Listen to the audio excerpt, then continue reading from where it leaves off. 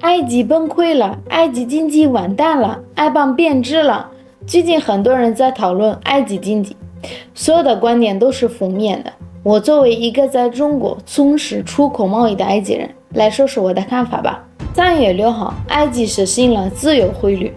埃及的官方汇率一下子跌了40%。我能理解，中国的汇率一直都是非常稳定的，大家没有经历过这种事情，所以觉得是大新闻。其实对于埃及人来说，这次官方的汇率大贬值并不是坏事。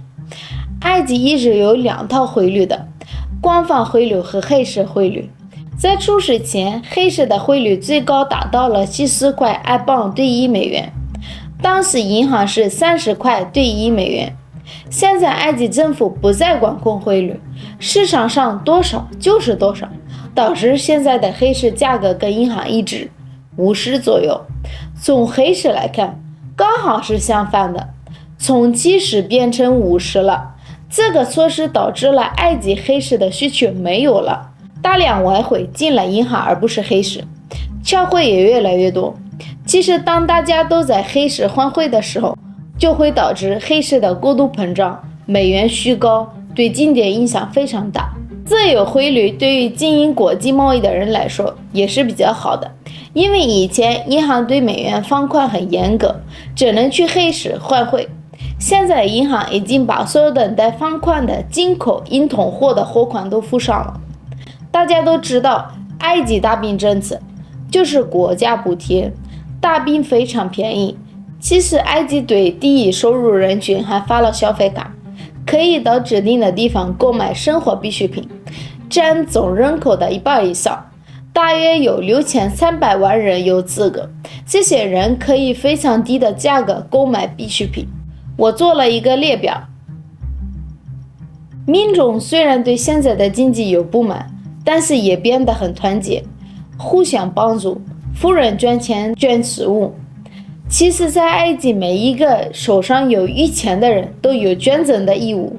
政府也已经宣布启动152个工业项目，减少对进口的依赖，而且重新启动了一些已经关闭的纳赛尔开设的工业项目。现在埃及人应该非常想念纳赛尔的工业改革，工业化可以说是埃及自救的唯一一个办法。仅靠一些国家的资助，埃及根本走不出这个困境，而且别人资助你都是有条件的。今天的视频我并不是说埃及的经济很好没问题，我的意思是这次的埃镑贬值对于埃及人来说并不是完全是的坏事，因为埃镑已经连续了好几年的贬值了，国内的经济也一直很差。这次国家大胆放开金融市场，反而会促进经济活力，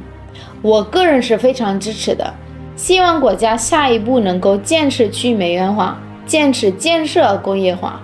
最近几年外界的状况也是对埃及的影响非常大，俄罗斯乌克兰战争导致进口量价高，巴以冲突导致旅游受损，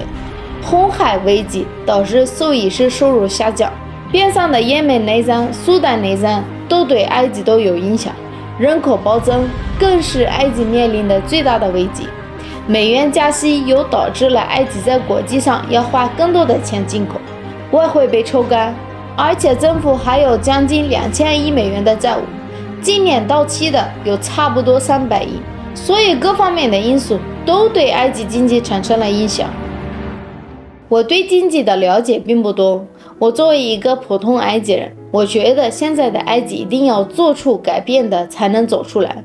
并不是说战争结束了，美元不加息了，埃及就渡过难关了。我个人的观点有2个，一是工业化，二是去美元化。现在埃及对进口的依赖太严重了，吃的、用的、娱乐的都要进口的，但是出口太少，就是因为没有自己的工业体系。去美元化其实是埃及一直想要做的，埃及也在推进用人民币购买粮食。去年埃及加入了金砖国家，最重要的原因就是想去美元化。